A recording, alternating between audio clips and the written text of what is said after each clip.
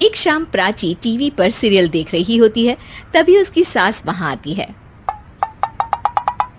अरे सीरियल में तो ऐसे मग्न है जैसे आज रात का खाना पड़ोसी आकर बनाएंगे। मुझे पता ही नहीं था आपने अपने बेटे की शादी पड़ोस में भी की हुई है। हैं? मतलब? मतलब इस घर में सारा काम बहू ही करती है, आप तो सिर्फ खर्राटे मारती हैं। अच्छा जी, फिलहाल तो तुम आराम फरमा रही हो, चलो जाओ, ये मेरे टीवी देखने का समय है। आहा, इसीलिए मुझे भगाया जा रहा है। सॉरी, अब तो बिल्कुल नहीं जाऊंगी।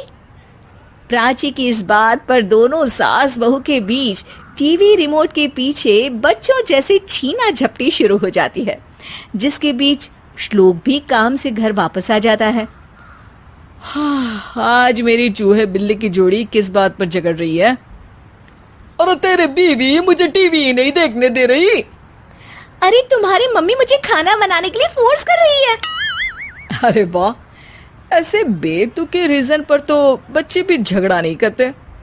अरे मुझे कुछ मत बोल, सब इसने ही शुरू किया है। हाँ हाँ, जैसे आप तो बहुत दूध की धूली है ना। अरे बस, दोनों चुप। प्राची जाओ, खाने की तैयारी करो।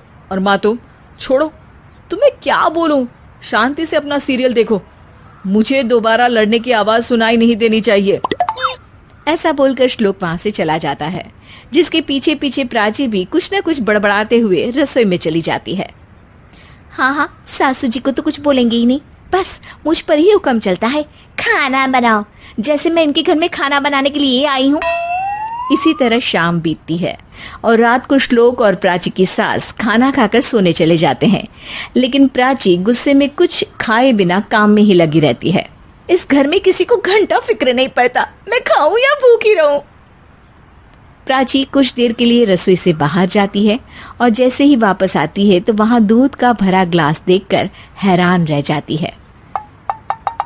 फिक्र पूरी है, बस दिखाना नहीं है।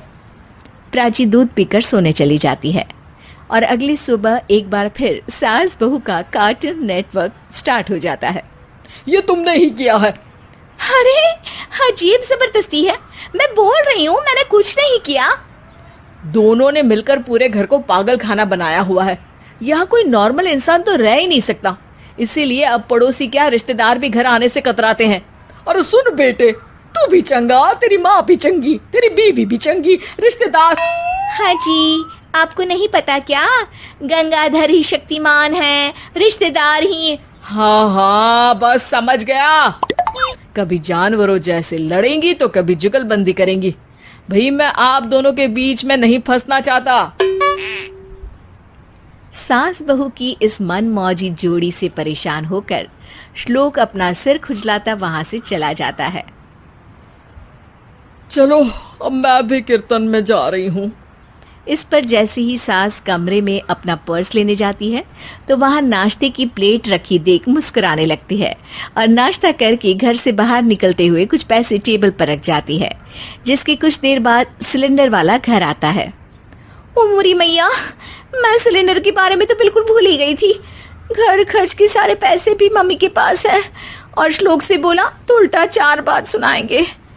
प्राची ये सोच ही रही होती है कि अचानक उसका चेहरा चमक उठता है और वो घर में आकर इधर उधर देखने लगती है। तभी उसकी नजर टेबल पर रखे पैसों पर पड़ती है, जिन्हें वो सिलेंडर वाले को दे देती है। ये सब श्लोक देख लेता है। अच्छा बेटे, इतना बड़ा घोटाला, सबके सामने मैं तेरी दुश्मन और पीठ पीछे तेरी मेरी यारी। इस पर श्लोक एक प्लान बनाता है और शाम को सब एक साथ बैठे होने पर बोलने लगता है। माँ, तुम दोनों की बहुत लड़ाई होती है, इसलिए मैं सोच रहा हूँ कि प्राची को उसके घर छोड़ाऊं, इससे वो भी खुश रहेगी और तुम भी। अचानक श्लोक की ये बात सुनकर सास बहू शौक से उसकी तरफ देखती है। अरे ऐसे कैसे घर छोड़ाओगे, मुझे कहीं नहीं जाना। अरे तुमने बोला नहीं पर मैंने सुन लिया, तुम्हें मम्मी के साथ रहना अच्छा नहीं लगता, मुझे पता है। अरे वाह, अरे जब बहू खुद कुछ काम बोले तो वो तुझे सुनता नहीं, और अब जो इसने बोला ही नहीं वो तू समझ गया। जब उसे नहीं जाना तो फिर जबरदस्ती क्यों कर रहा है? अच्छा, फिर आपको मौसी के घर छोड़ाता हूँ, बस अब आप दोनों एक घर में एक छत के नीचे नहीं रह सकती। मैं इस टॉम एंड जेरी की जोड़ी को और नहीं झेल सकता। है? ऐसे कैसे नहीं रह सकते? तुम्हें इतनी दिक्कत है तो तुम्हारा बोरिया बिस्तर पैक कर देती हूँ, लेकिन मम्मी जी कहीं नहीं जाएंगी। बिल्कुल यही सुनना था मुझे। अगर दोनों में इतना ही प्यार है फिर हर वक्त ये लड़ाई का नाटक क्यों करती हो? देखा मैंने कैसे माँ किचन में दूध रखती है और तुम उनके लिए कमरे में नाश्ता रखती हो, और कैसे वो पहले ही तुम्हारी दिक्कत समझकर घर में पैसे रखकर बाहर जाती है। अरे भाई, इतना ड्रामा तो डेली सोप में भी नहीं होता जितना तुम दोनों ने इस घर में फैलाया हुआ है। तू हमें टॉम एंड जेरी बोलता है ना, तो याद कर वो दोनों भी एक दूसरे को बाहर वालों की बुरी नजर से बचाने के लिए हमेशा सबके सामने लड़ते थे, लेकिन अकेले में दिक्कत के समय मदद भी तो करते थे। बस हमारा रिश्ता भी कुछ ऐसा ही है। और वैसे भी अगर सास बहू में तू मैं नहीं होती तो दुनिया वालों को कहानियां कैसे मिलेंगी?